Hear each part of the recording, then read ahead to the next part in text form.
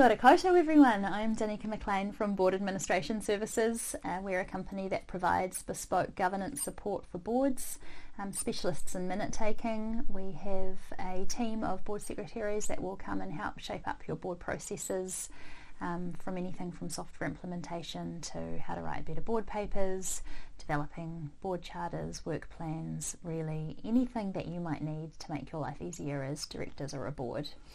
I'm a company secretary by trade, and I've been a board secretary before that. I'm a chartered member of the Institute of Directors. I've done my company directors course with them, and I'm an affiliate member of Chartered Governance Institute of New Zealand.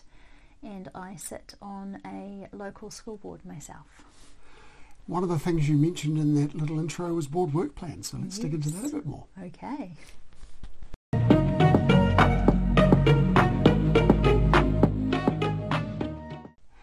Hi, welcome to Governance Bites. My name's Mark Banicevich, and I love spending time with Dauniika Maclean. It's great to have you back, Dauniika. Thank you for your time. Thank you for having me. Board work plans. Let's start with actually a broad question. What is a board work plan? A board work plan at a simple level is normally you do a calendar year of all of the board meetings that you have coming up and what's going to be discussed at each meeting throughout the year. Right, so the regular events like strategy, risk management, policy reviews, those sorts of things all fit into the work plan? Yep, and just even having the standing agenda items, so that people know what needs to be done and by when. Okay. What are the key elements of an effective board plan? So, like I've just mentioned, having the actual dates of the meetings that are coming up, having standing agenda items on there so you know what's going to be repeated and what's required each time, and then having any items that will need to fall into that board reporting process, like you've just touched on, those policies, budget sign-off, anything that's relevant to your company that'll come up within that kind of time frame. Right. And it doesn't just need to be within the year. You might kind of go, we know we need to do this every 3 years, and so you'd put that on. Right, and there'll be some things I take it that, when you're producing a board plan for the following year, you will take the board plan from the previous year and make some changes and things to it, because there'll be some regular events that will happen around the same time each year. Yes, absolutely. It's also really helpful to keep space on the work plan, kind of use it as a living document and put down what was actually discussed at board meetings. So anything that might have come up that wasn't on the work plan, actually note that down so that you can look and see, well, is this going to come up again in the future? And if it is, should we plan for it? We'll put it on the work plan. So kind of looking retrospectively as well as forward looking. Right. You mentioned having 1 year work plans, 3 year work plans. How far in advance do you typically start planning the next work plan? Normally, well, you can do it two ways. You can have a rolling work plan that's just updated every meeting, so it's kind of got a 12-month look forward but moves forward, or you can have that calendar year or financial year work plan. I wouldn't have a 3-year work plan, but I would have a note to say that in 2026 this needs to happen, or this session for the chair, for example. Exactly. You might have an appendix to the board work plan, which is your policy review schedule. That can be quite helpful, certainly as an administrator, to see what board-owned policies are going to be coming up for review and when, and some of those can be in a 3-year review cycle. Right, okay. So if you were, let's take the example of a calendar year work plan. At what point, if they were not using a rolling work plan, they were using a calendar year, when would you start preparing the one for the following year? Sorry, that's what you asked me. I'd normally do that 6 months out, kind of September, kind of at the latest for the January, for the start calendar year. I think I'd start drafting it kind of mid-year around June, July, and then put that up for approval at the August or September meeting, whichever kind of comes up first. But I think having that at least that far out is quite helpful. Right, absolutely. Who's involved in developing the work plan, and how's it created? Oh, good question. Normally you absolutely have the board secretary involved. They would do that in conjunction with the chair, and normally the CEO or CFO would be involved as well. Right. Yeah. Once you have a board work plan, you can kind of leave it to the board secretary to draft the following year's one, and they can then sense check it with the management team and bring it to the board for approval. The board can then say, oh, what about this or this, or our insurance renewal comes up, we need to put that on. Right. But the bones of it can be kind of owned by the board secretary. If you have a template from the previous year, well, not template's the wrong word, but if you've got the previous year's work plan and you're creating the first draft of a work plan for the following year, how long will it tend to take you to create that draft? Well, not long if it's pretty like for like. Certainly it takes a little bit of time in establishing the board calendar, so that needs to happen first before you can kind of do the work plan, because you need to know when the meetings are going to happen. Yes. I actually find that that's more complex sometimes than doing the work plan itself, because you're managing diaries of a lot of busy people. Right. So those two things kind of go hand in hand, which is probably part and parcel of why you do the work plan so early, is because you need that board calendar done well in advance so that directors can get those meetings in their calendars for the following year. Right. And then you can feed through that to the work plan, get the work plan approved, and then you can socialise that with the executive team and say, here's the plan for the year, these are the papers that need to come through. If you're a helpful board secretary, you'll put reminders in all of their calendars to say this is what we need from you and when. Right. If you're, in the work that you do, you're often involved in establishing good board practices with companies. How long would it been, or how would you go about creating a work plan for a company that hasn't had one before? Yeah, so I would start with the basics and say, what reports are you expecting as a board? So I'd have that conversation probably at the board table. Give them a starter for 10 in terms of, you have your management report, your finance report, your health and safety, your risk register. When do you sign off on your budget? When do you do your draft budget? When do you do insurance renewals? Do you have board-owned policies that need approval? What else? Right. Yeah. Right. And then you'd be working through potentially from a template that you've got that's or a shopping list that you have of all those things to make sure that nothing gets mixed up. Yeah. Right. Right. What processes do you have in place for reviewing and adjusting the work plan throughout the year? So like I kind of touched on, just having that retrospective look of what's been discussed at a board meeting or papers that have come through that weren't included on the board work plan, capturing those as you go, and then at the end of the year when you do the draft for the following year, looking at any of those and talking with the board chair and the management team to say, are these likely to come up again? Should we plan for them? Right. Put them through, and the board should sign off on the work plan. It should come to the board meeting for approval. Yeah, I was just going to ask about that in terms of, if you're establishing a work plan and saying, can we get sign off for this? But as you're updating them during the year and reviewing it, do you get sign off on those updates, or is that just something you're just making notes and things on the work plan?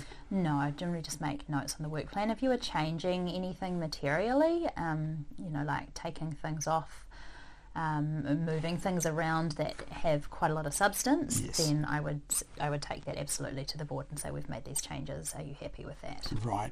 And how does sign-off work in a rolling work plan? You were talking before about keeping it 12 rolling months. How do you get sign-off? How does the sign-off work in that process? You would have an annual review process, so to make sure that the look forward for the next 12 months is what the board approve is what's on their board work plan, and then as it moves, I would include it in the board pack at every meeting so that they can see what's coming up. Right. So for noting, not for approval, but they've got visibility of that. Right. So as they have each board meeting, for example, if it's monthly, you've got an extra month on the work plan. That's just for information at this stage, and then there'll be one point at the year where we'll say, okay, it's time to sign off the work plan for the next 12 months, and that's a good sense check to make sure that everything's there, that we haven't copied things from last year, assuming they're going to happen, or getting them appropriately. Right. What tools or platforms do you use to manage and track progress? So process is, I think, just including it in the board pack, like I've just discussed. There isn't a software I've come across yet that magically runs a work plan. It's something that I generally have just as a document. I like to have it as a table on a one page with all of the dates of the meeting and the columns and the items. The different action items. Yeah. It's interesting that the board software doesn't actually do that. Yeah, I mean, I may be wrong, but I haven't come across it yet. Right. Well, there we go. There's an opportunity for enhancement for the major board software. To whom are tasks assigned, and how do you assure accountability and completion? So I think by tasks you mean what's going to be on the things on the agenda. work plan, the various items. They should all have an owner attached to them, so you know who's going to be responsible for creating that paper. They're all papers essentially that are going to be coming to the board. That should be communicated to them when the work plan is approved. Created. Yeah, right. Once it's approved by the board, and then they should have access to all of the calendar invites for that year. And I would normally give them a follow-up kind of a few weeks before that meeting to say, hey, just a reminder that these papers are expected from you. Can you have them to me by this date? Right, so all of the papers in the work plan, or all of the projects that will have papers off the back of them, will have an owner assigned to them, and then it's a matter of making sure that they happen. They happen, exactly. And it's down to the board secretary to follow up, really. If they haven't done it, then that's the board secretary's role to remind them and get it. Yeah. Time. Okay. Well, one final question for you then, Dauniika. What trends do you see are the sorts of things that a director should really be on top of right now, or be looking to get on top of? Certainly ESG is a hot topic at the moment, and I think all directors need to be aware of that and what it involves, whether you need to be doing climate-related disclosures in your company, just understanding what it means, like what the E and the S and the G are. Environmental, social, governance. Environmental, social and governance, but what does that mean? What does environmental mean for your company? What does social mean for your company? What does governance mean for your company? It's different things for a service-based company versus a B2B company, for example, especially in that social space.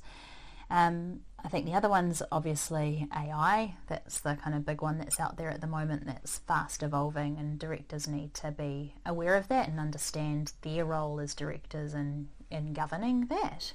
It's probably kind of one of the big ones that's coming about more recently. Right, yes, certainly. In the environmental, social and governance space, there's a big risk around greenwashing, with companies that are kind of out there saying, yes, we're doing everything right, but they haven't really dug in. The sources of all of the labour and physical inputs that you have in your business, where are they coming from? Are all of your providers doing everything in an effective way? There's a whole lot to that, isn't there? The climate change things, as you suggested. I had a really interesting conversation with Lloyd Kavanagh about this earlier in the year, and talking about some examples of where companies have analysed what the risks are of flood events or other significant events on their businesses, and preemptively prepared their businesses for those events, and then saved hundreds of thousands of dollars when we had flooding at the start of 2023. That's a really important space. There's a whole lot of work, as you say, around governance, the climate change reporting, as you've suggested, and then yes, artificial intelligence, as you say, is moving very, very quickly. There's a lot of, and there's so many different elements of artificial intelligence, so many different tools that are around with the generative GPTs that we talked about earlier, with image generators, video generators, song generators, Copilot from Microsoft software. I was reading earlier in the week an article around a robo-advice company in the United States that is doing everything using an AI backend. So yes, it's moving so quickly, isn't it? You've definitely got your hair on that space. You do. And deep fakes that are out there as well. That Hong Kong case of the person that was on a video call with their CFO and signed over a $26 million US check that turned out to be a deep fake. It's so scary.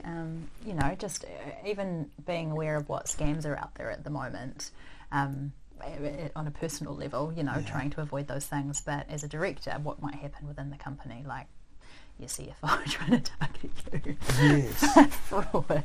And it means that things like board software that we've spoken about become even more important, right? Because, as you've mentioned in an earlier conversation, the idea about emailing your board packs around is quite risky. Email is not overly secure. It's not. I mean, just today, Mark, we've had Microsoft be hacked. It's everyone is susceptible to it. So introducing the more security enhancements you can make, especially around that confidential governance information, I think is really important. I think if you're not using confidential board software, you should be. There's not really many excuses not to be using something like that in today's age. Right. Well, Dauniika, again, thank you very much for your time. You're welcome. Love catching up with you. Thank you. Look forward to seeing you soon. Yeah. And see you next episode. Bye. Thank you for watching this episode of Governance Bites. We have more episodes on YouTube and your favourite podcast channel, where I interview directors and experts on various topics relating to boards of directors and governance. We'd love to see you back, and please like, subscribe, and share the videos and podcasts.